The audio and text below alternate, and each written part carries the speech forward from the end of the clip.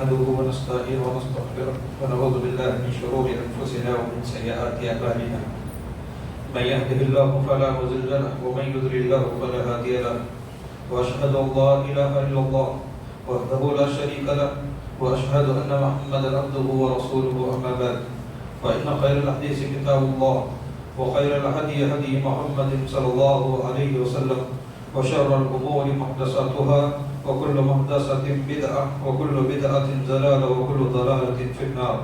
وأعوذ بالله السميع العليم ومن الشيطان الرجيم. بسم الله الرحمن الرحيم. يا أيها الذين آمنوا اتقوا الله حق تقاته ولا تموتن إلا وأنتم مسلمون. يا أيها الناس اتقوا ربكم الذي خلقكم من نفس واحدة وخلق منها زوجها وبث منهما رجالا كثيرا ونساء واتقوا الله الذي تساءلون به والأرحام إن الله كان عليكم رقيبا. يا أيها الذين آمنوا اتقوا الله وقولوا قولا سديدا يصلح لكم أعمالكم ويغفر لكم ذنوبكم ومن يطع الله ورسوله فقد فاز فوزا عظيما. قال الله تبارك وتعالى في كلامه المجيد وفرقان الحميد والمؤمنون والمؤمنات بعضهم أولياء بعض يأمرون بالمعروف وينهون عن المنكر ويقيمون الصلاة ويؤتون الزكاة ويطيعون الله ورسوله أولئك سيرحمهم الله. تمام قسم کی تعریف، توصیف، کبریائی، بزرگی، بڑائی، شان و شوکت، عظمت، جلالت اس اللہ رب العالمین کے لیے ہے جو ساری دنیا کا خالق، مالک، پالنہار ہے. وہ اللہ رب العالمین ہے جس نے مجھے اور آپ کو خالص اپنی عبادت کے لیے پیدا کیا. دنیا و آخرت کی تمام تر طاقتیں، دنیا و آخرت کی تمام تر قوتیں اسی کے قبض قدرت میں. عزت دینے والا، عزت سے نکال کر ذلت کی طرف لانے والا، زندگی دینے والا، زندگی سے نکال کر موت کی طرف لانے والا، اولاد دینے والا، اولاد سے محروم رکھنے والا. الغرض دنیا و آخرت کی جتنی بھی طاقتیں ہیں، جتنی بھی قوتیں ہیں اسی کے قبض قدرت میں.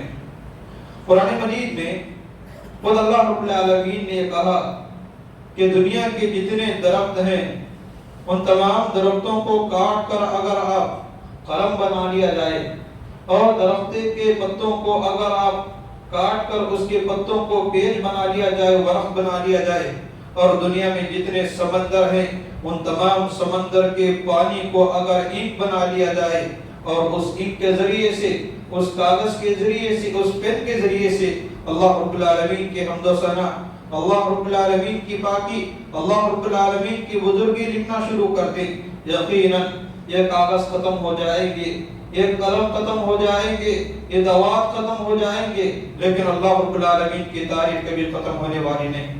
بعدہ درود و سلام کا نزول میرے اور آپ کے آخری نبی جناب محمد مصطفیٰ صلی اللہ علیہ وسلم پر، جنہیں اللہ رب العالمین نے ساری دنیا کے لیے رحمت للعالمین، خاتم النبیین جناب محمد مصطفیٰ صلی اللہ علیہ وسلم بنا کر اس دنیا میں بھیجا.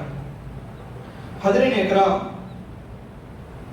تو میرے اسلامی مائیں اور بہنیں، پچھلے 2-3 جمعہ سے آپ کے سامنے ایک سلسلہ شروع ہوا. وہ سلسلہ یہ ہے کہ اللہ رب العالمین کی ذات، ذات رحمت. اللہ رب العالمین اپنے بندوں پر کس قدر مہربان ہے، اللہ رب العالمین اپنے بندوں پر کس قدر رحم کرتا ہے، اللہ رب العالمین اپنے بندوں پر کس قدر رحمت کی بارشیں نشاور کرتا ہے.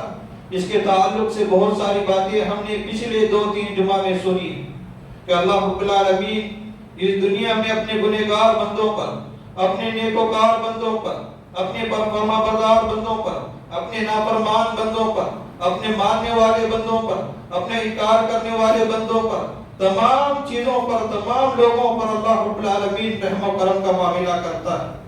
اور اللہ رب العالمین کی رحمت کس قدر کشادہ ہے، اللہ رب العالمین کی رحمت کس قدر وسیع اور بڑی ہے، اس کے تعلق سے بہت ساری باتیں میں نے اور آپ نے بہت ساری باتیں پچھلے جمعہ میں سنی.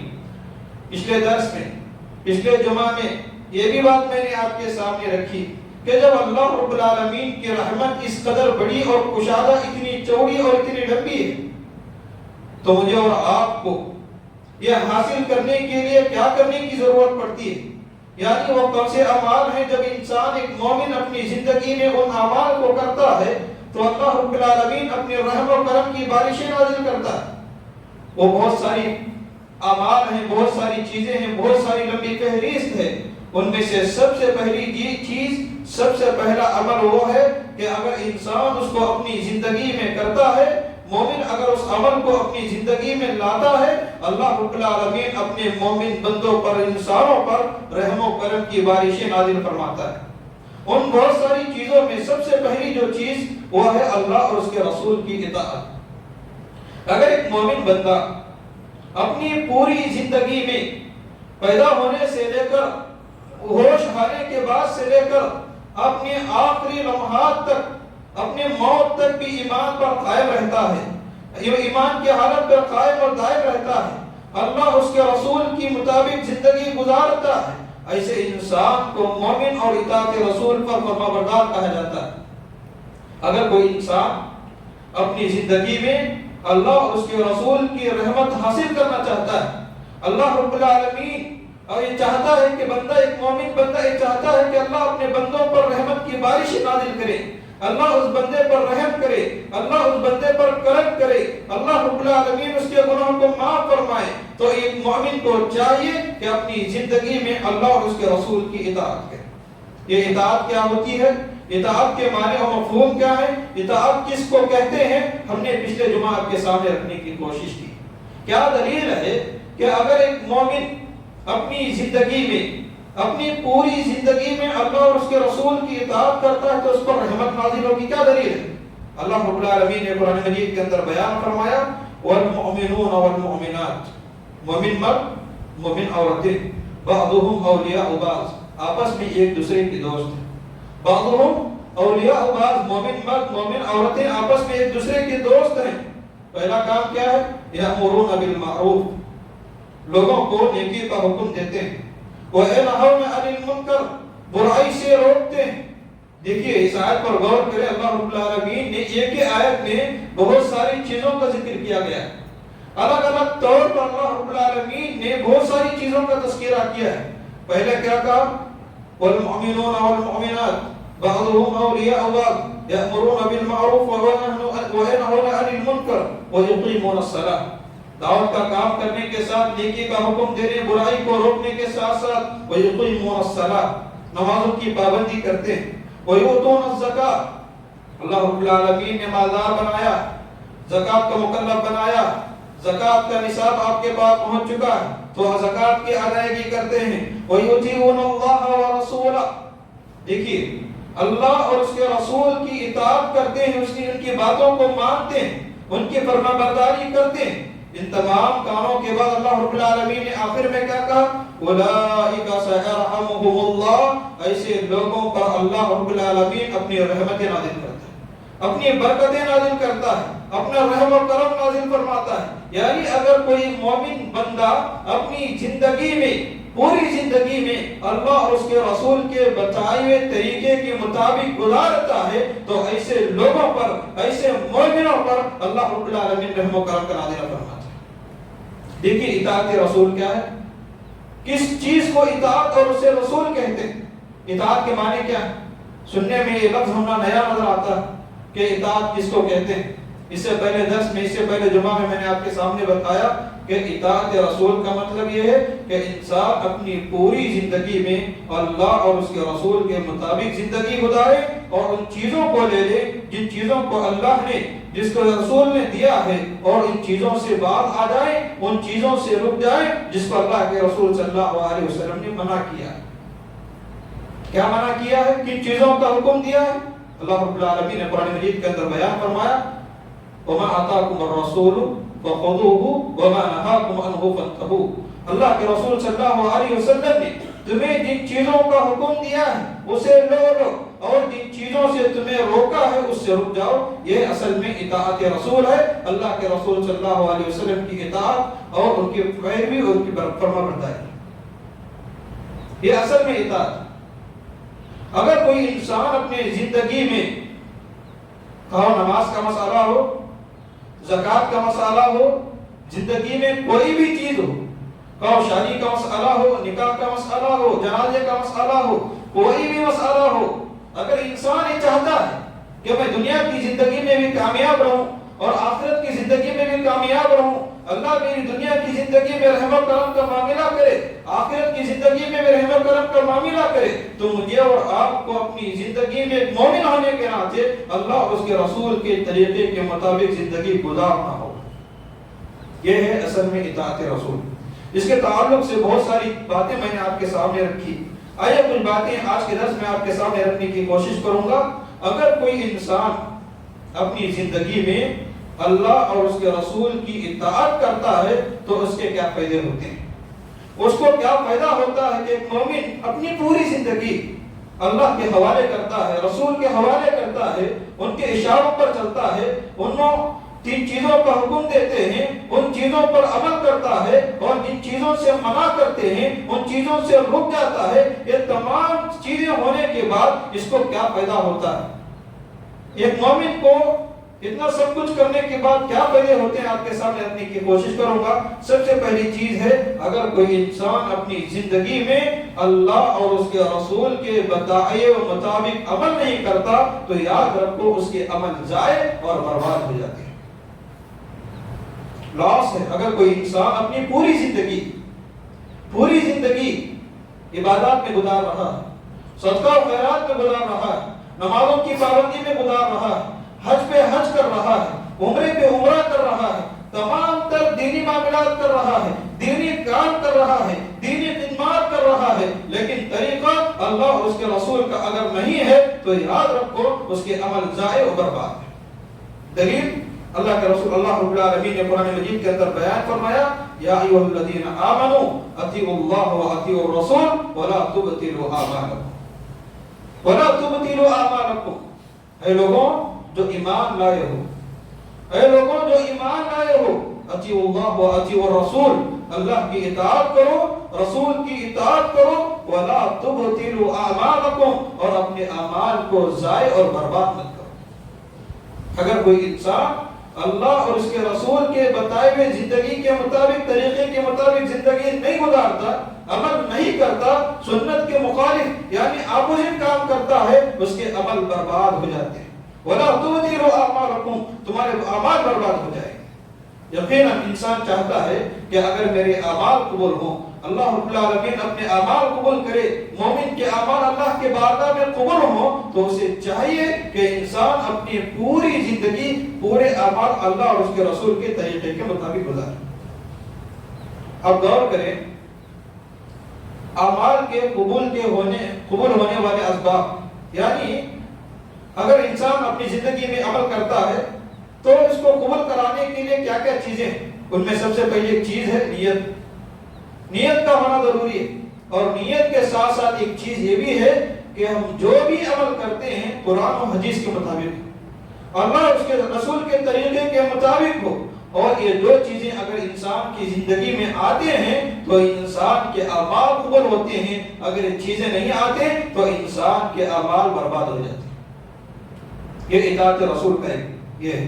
اور اسی طریقے سے اگر کوئی انسان اپنی زندگی میں اللہ اور اس کے رسول کے بتائے ہوئے طریقے کے مطابق گزارتا ہے، زندگی گزارتا ہے، تو اس پر یہ ہے کہ اللہ رب العالمین اپنی رحمتیں نازل کرتے ہیں۔ دلیل ہے اللہ رب العالمین نے بیان فرمایا، وَأَطِيعُوا اللَّهَ وَالرَّسُولَ، جو انسان اپنی زندگی میں اللہ اور اس کے رسول کی اطاعت کرتا ہے، لَعَلَّكُمْ تُرْحَمُونَ، ایسے لوگوں پر اللہ رب العالمین رحمت نازل کرتا ہے، اللہ رب العالمین کرم نازل کرتا ہے، اللہ رب العالمین اپنی فیضان رحمت اپنے مومن بندوں پر نازل کرتے ہیں، جو مومن بندے اپنی پوری زندگی پوری حیات اللہ اور اس کے رسول کے طریقے کے مطابق گزارتے ہیں۔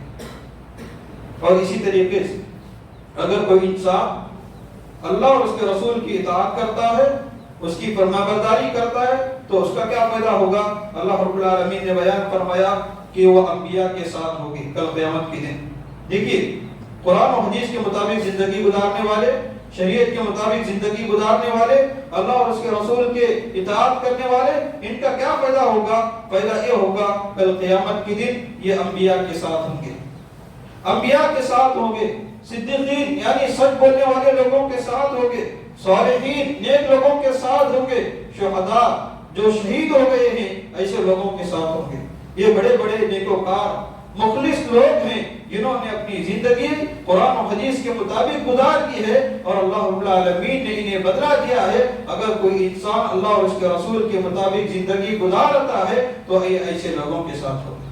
دلیل کیا ہے؟ اللہ رب العالمین نے قرآن مجید کے اندر بیان فرمایا وَمَن يُطِعِ اللَّهَ وَرَسُولَهُ، جو انسان اللہ اور اس کے رسول کی اطاعت کرتا ہے فَأُولَٰئِكَ مَعَ الَّذِينَ أَنْعَمَ اللَّهُ، اللہ رب العالمین نے ایسے لوگوں پر انعام رکھے، اوارڈ رکھے ہیں۔ کون؟ جو اللہ اور اس کے رسول کی اطاعت کرتے ہیں، ان کی فرمانبرداری کرتے ہیں، ان کے طریقے کو اپناتے ہیں، ان کے کلچر کو اپناتے ہیں، تو ایسے لوگوں پر اللہ رب العالمین نے انعام رکھا ہے۔ کیا انعام ہے؟ انعم اللہ علیہم، کن لوگوں پر اللہ رب العالمین نے انعام رکھا ہے؟ من النبیین، نبیین میں سے، یعنی جو بھی انبیاء اور رسول ہیں، وہ صدیقین سچ بولنے والے لوگ ہیں، وہ شہداء والصالحین جو شہید اور صالح لوگ ہیں، وہ حسن اولئک رفیقا، اور ایسے معزز اور حسن سلوک لوگوں کے ساتھ اللہ رب العالمین اللہ اور اس کے رسول کی اطاعت کرنے والوں کو رکھے گا۔ یہ کتنا بڑا مقام و مرتبہ ہے، کتنی بڑی فضیلت کی بات ہے جو انسان اپنی پوری زندگی اللہ اور اس کے رسول کے مطابق زندگی گزارنے والوں کو اللہ رب العالمین کل قیامت کے دن انبیاء کی صحبت نصیب کرے گا، سچ بولنے والوں کی صحبت نصیب کرے گا، شہداء کی صحبت نصیب کرے گا، اور نیک اور سارے لوگوں کی صحبت نصیب کرے گا۔ یہ فائدہ، اور اسی طریقے سے اللہ کے رسول صلی اللہ علیہ وسلم نے بیان فرمایا، قرآن مجید کی ایک آیت کریمہ ہے کہ اگر کوئی انسان یہ چاہتا ہے کہ ہمیں صرف اللہ کی اطاعت ضروری ہے، رسول کی اطاعت ہمارے اوپر لازم نہیں ہے، ہم صرف اللہ کی بات کو مانیں گے، رسول کی بات کو نہیں مانیں گے، تو اس آیت کریمہ پر غور کریں۔ اللہ کے رسول اللہ رب العالمین نے بیان فرمایا وَمَن يُطِعِ الرَّسُولَ فَقَدْ أَطَاعَ اللَّهَ، جو انسان اپنی زندگی میں رسول کی اطاعت کرتا ہے اور رسول کی بات کو مانتا ہے، ان کے فرامین پر عمل کرتا ہے، ان کے سنتوں پر عمل کرتا ہے، گویا کہ وہ اللہ رب العالمین کی اطاعت کر رہا ہے۔ کوئی انسان اللہ کے راستے کو پہنچنا چاہتا ہے تو اسے ضروری ہے کہ سب سے پہلے رسول کی اطاعت کرے، رسول کی فرمانبرداری کرے، رسول کی باتوں کو مانے۔ اگر کوئی انسان رسول کی باتوں کو مانتا ہے، رسول کے طریقے کو اپناتا ہے، گویا کہ اس نے اللہ کی اطاعت کی، اس نے اللہ رب العالمین کی اطاعت کی۔ گویا کہ اگر انسان ایک مومن یہ دعویٰ کرتا ہے کہ میں اللہ رب العالمین کا سب سے معزز بندہ ہوں، تو اسے چاہیے کہ سب سے پہلے رسول کی اطاعت کرے، اور رسول کی اطاعت کی وجہ سے وہ اللہ رب العالمین کی اطاعت تک پہنچ جاتا ہے۔ اور اسی طریقے سے اللہ کے رسول صلی اللہ علیہ وسلم نے بیان فرمایا، حضرت ابو ہریرہ رضی اللہ تعالیٰ عنہ حدیث کے راوی ہیں، مسلم شریف کی روایت ہے، کہتے ہیں قال من اطاعنی فقد اطاع اللہ۔ دیکھیں اللہ کے رسول نے کیا کہا، قال من اطاعنی فقد اطاع اللہ، جس نے میری بات کو مانا، رسول کہتے ہیں جس نے میری بات کو مانا، میرے طریقے کو اپنایا، میرے فرامین پر عمل کیا، میری سنت کو زندہ کیا، میرے سنتوں پر کاربند رہا، میری سنتوں پر عمل کرتا رہا، گویا کہ اس نے کس کی اطاعت کی؟ اطاع اللہ، اس نے اللہ کی اطاعت کی۔ ومن عصانی، جس نے میری نافرمانی کی، گویا کہ اس نے اللہ رب العالمین کی نافرمانی۔ گویا کہ آپ چاہتے ہیں کہ اللہ کی فرمانبرداری پوری ہو، تو اللہ کی فرمانبرداری رسول اللہ صلی اللہ علیہ وسلم کی فرمانبرداری میں ہے، رسول کے فرامین میں ہے، رسول اللہ صلی اللہ علیہ وسلم کی حدیث میں ہے۔ اگر کوئی انسان یہ چاہتا ہے کہ اللہ کی اطاعت مکمل ہو تو اسے ضروری ہے کہ رسول کی اطاعت بھی کرے۔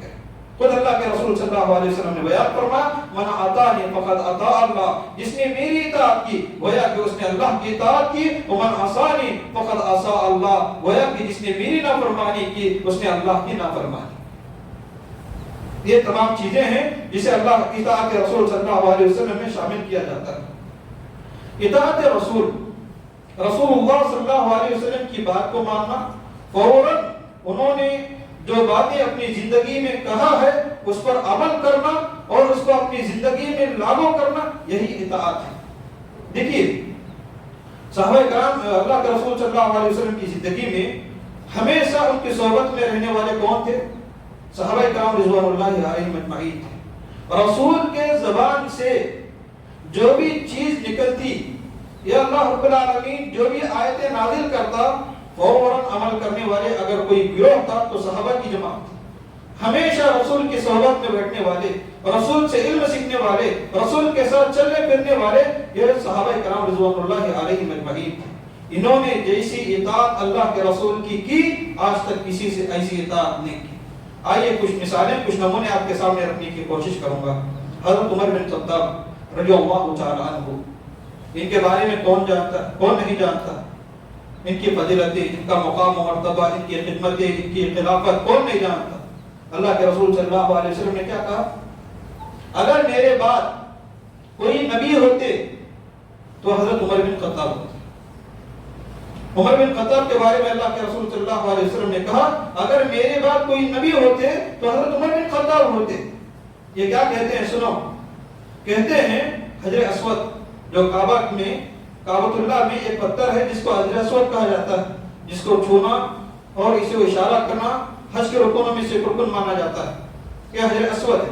حجر اسود سے بات کر رہے ہیں، اشارہ کر رہے ہیں، اشارہ کر کے کہتے ہیں اما واللہ انی اعلم، اما واللہ انی اعلم انک حجر. حجر اسود سے کہتے ہیں بے شک میں جانتا ہوں، اللہ کی قسم کھا کر کہتے ہیں کہ ایک پتھر ہے. تو پتھر سے کہتے ہیں کہ میں جانتا ہوں، اللہ کی قسم کھا کر کہتے ہیں کہ تو ایک پتھر ہے. اور اس کے بعد آگے کیا کہتے ہیں کہ تیرے اندر نہ نقصان پہنچانے کی طاقت ہے، نہ تیرے اندر طاقت ہے، نہ تیرے اندر نقصان پہنچانے کی، نہ فائدہ پہنچانے کی طاقت ہے. یعنی تو نقصان بھی نہیں فائدہ پہنچا سکتا، نہ فائدہ بھی پہنچا سکتا. نہ نقصان کی طاقت ہے، نہ فائدے کی طاقت تیرے اندر ہے. میں نے اگر رسول کو بوسہ دیتے ہوئے نہیں دیکھتا، کبھی بھی میں تجھے بوسہ نہ دیتا. دیکھیے اللہ کے رسول صلی اللہ علیہ وسلم کی اطاعت حضرت عمر بن خطاب کیسے کر رہے ہیں.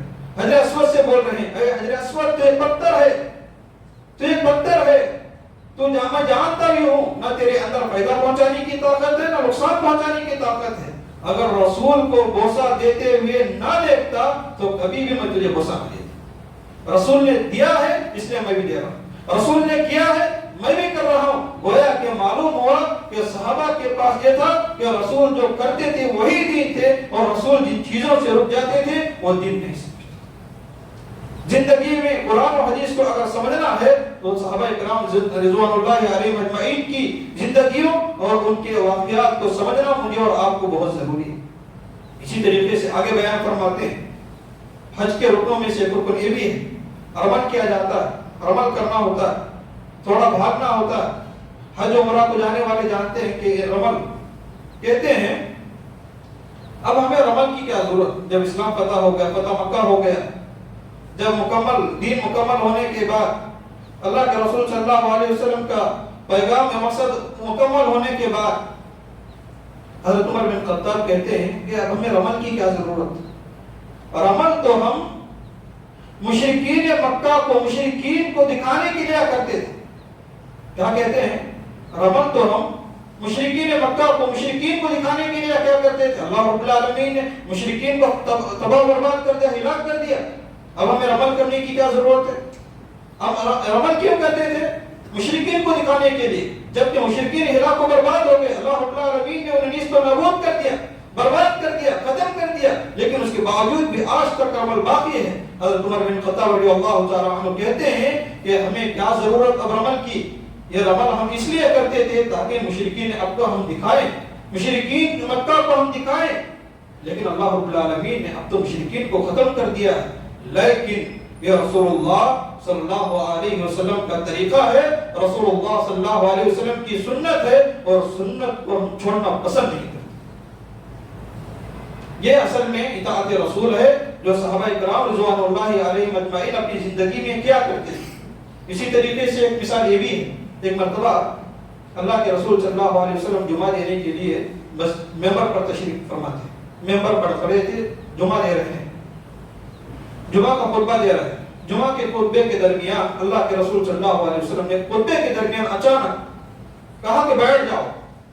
اللہ کے رسول صلی اللہ علیہ وسلم نے اچانک کہہ دیا کہ بیٹھ جاؤ. حضرت عبداللہ بن مسعود مسجد کے دروازے پر آ رہے ہیں. کون؟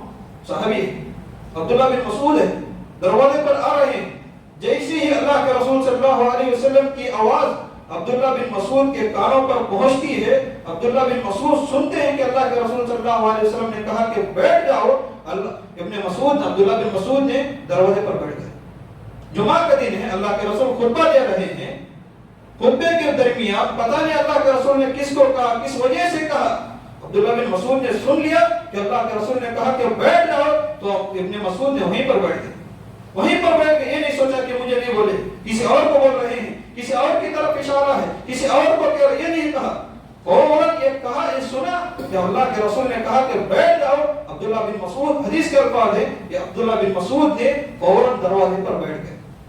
اس کے بعد اللہ کے رسول صلی اللہ علیہ وسلم نے عبداللہ بن مسعود کو بلایا، اے عبداللہ بن مسعود آپ نہیں، آپ سامنے آ جاؤ، تعال عبداللہ بن مسعود۔ اور اس کے بعد عبداللہ بن مسعود رضی اللہ تعالیٰ عنہ نے اٹھ کر سامنے آ گئے۔ یہ ہے اصل میں اطاعت رسول، اللہ اور اس کے رسول کی بات کو ماننا، اللہ اور اس کے رسول کی فرما برداری کرنا، اسی میں رحمت ہے، اسی میں ہدایت ہے۔ اللہ رب العالمین نے قرآن مجید کے اندر بیان فرمایا کہ اگر آپ ہدایت چاہتے ہیں تو رسول کی اطاعت کرنا ضروری ہے۔ وَإِن تُطِيعُوا تَهْتَدُوا، اگر ہدایت حاصل کرنا چاہتے ہیں تو آپ پر اور ہمارے اوپر ضروری ہے کہ ہم اپنی زندگی میں اللہ اور اس کے رسول کی اطاعت کریں۔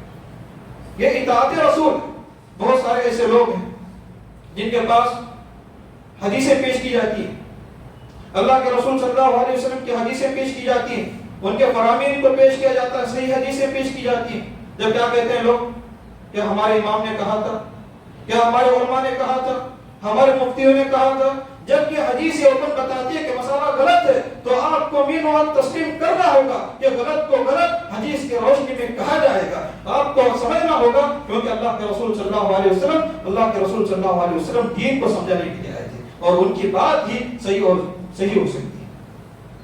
اور اسی طریقے سے بہت ساری ایسے مثالیں ہیں جو اللہ اور اس کے رسول کی اطاعت پر صحابہ کرام رضوان اللہ اجمعین کی مجھے اور آپ کو ملتی ہے۔ ایک اور ایک مثال یہ بھی ہے، یہ مثال آپ کے سامنے بتانا بہت ضروری سمجھتا ہوں، کیونکہ ہم میں سے ہر انسان ایک بیماری میں مبتلا ہے۔ ایک واقعہ یہ ہے کہ حضرت عبداللہ بن مسعود، عبداللہ بن ابن عباس رضی اللہ تعالیٰ عنہ بیان فرماتے ہیں، راوی حدیث ہیں، کہتے ہیں مسلم شریف کی روایت ہے کہ اللہ کے رسول صلی اللہ علیہ وسلم نے ایک آدمی کو دیکھا، دیکھیے غور کریں، ایک آدمی کو دیکھا، کیا دیکھا کہ اس کے ہاتھ میں سونے کی انگوٹھی۔ ابن عباس کہتے ہیں کہ اللہ کے رسول نے ایک آدمی کو دیکھا کہ اس کے ہاتھ میں سونے کی انگوٹھی ہے۔ اللہ کے رسول صلی اللہ علیہ وسلم نے اس آدمی کو پکڑا اور اس کے ہاتھ کو پکڑا، اس کی انگوٹھی کو نکالا اور اس کو پھینک دیا۔ سونے کی انگوٹھی تھی، اس کو نکالا، اس کو پھینک دیا۔ اس کے بعد اللہ کے رسول صلی اللہ علیہ وسلم واپس چلے گئے، صحابہ کرام موجود تھے، دوسرے ساتھی موجود تھے، وہ بھی آدمی تھا جس کی انگوٹھی پھینکی گئی تھی، وہ بھی انسان موجود تھا۔ لوگوں نے کہا، صحابہ نے کہا، اللہ کے رسول نے انگوٹھی پھینک دی ہے، ایک کام کرو، اس کو اٹھا لو، اس کو اٹھا لو، یا تو اس کو بیچ دو، یا تو اپنے بیوی بچوں کو دے دو، یا کسی اور کام میں استعمال کرو، لیکن آپ استعمال نہیں کرنا۔ دیکھیے اس انسان پر، اس صحابی پر اللہ کے رسول صلی اللہ علیہ وسلم کی اطاعت کا کتنا بڑا اثر ہوا۔ جیسے ہی صحابہ نے کہا کہ اس انگوٹھی کو اٹھا لو، یا تو خود عمل کرو، یا تو اس کو بیچ دو، یا تو اپنی بیوی بچوں میں یا اپنے والدین میں کسی کو دے دو، اس آدمی نے کیا کہا معلوم ہے؟ حدیث کے الفاظ ہیں، کہتے ہیں قال واللہ واللہ، کہ اللہ کی قسم، اللہ کی قسم، لا اخذوہ، میں ہرگز اس کو نہیں لوں گا، جس کو اللہ کے رسول صلی اللہ علیہ وسلم نے پھینک دیا ہے، کبھی میں اس کو اٹھانا پسند نہیں کروں گا، اس کو اٹھانا پسند نہیں کروں گا۔ اپنی زندگی میں کبھی بھی اس نے انگوٹھی کو نہیں اٹھایا۔ اس نے کہا کہ رسول نے پھینک دیا ہے، پھینک دیا، ختم، میں اس کو کبھی نہیں اٹھاؤں۔ اللہ کے رسول نے جو حکم دیا ہے اس کے سامنے مجھے اور آپ کو تسلیم کرنا ہوگا، مجھے اور آپ کو خاموش رہنا ہوگا۔ کوئی امام بولے یا نہ بولے، حدیث ہمارے سامنے، مسئلہ ختم، مسئلہ ختم۔ اور ایک مثال ہے جس میں اللہ کے رسول صلی اللہ علیہ وسلم، جس میں حضرت انس رضی اللہ تعالیٰ عنہ کے بارے میں آتے ہیں، حضرت ابو طلحہ رضی اللہ تعالیٰ عنہ اپنے ساتھیوں کو شراب پلا رہے ہیں، شراب پلا رہے، کھجور کی شراب ملتی تھی اس وقت، شراب پلا رہے، ابھی شراب حرام نہیں ہوئی تھی، گھر میں بیٹھے ساتھیوں کو پارٹی دے رہے ہیں، شراب پلا رہے ہیں۔ ایک نے آیا کہ آپ نے یہ خبر نہیں سنی، یہ نیوز نہیں سنی؟ ابو طلحہ نے کہا کہ کیسی نیوز بھائی، کیسی نیوز، کیسی خبر؟ کہا کہ شراب حرام ہو چکی ہے. کیا کہا؟ شراب حرام ہو چکی ہے. یہ سننا تھا کہ سب نے کہا کہ جتنے بھی شراب کے بوٹلز ہیں، جتنے بھی شراب کے مشکیزیں اور ہانڈے پڑے ہوئے ہیں، سب کے سب باہر.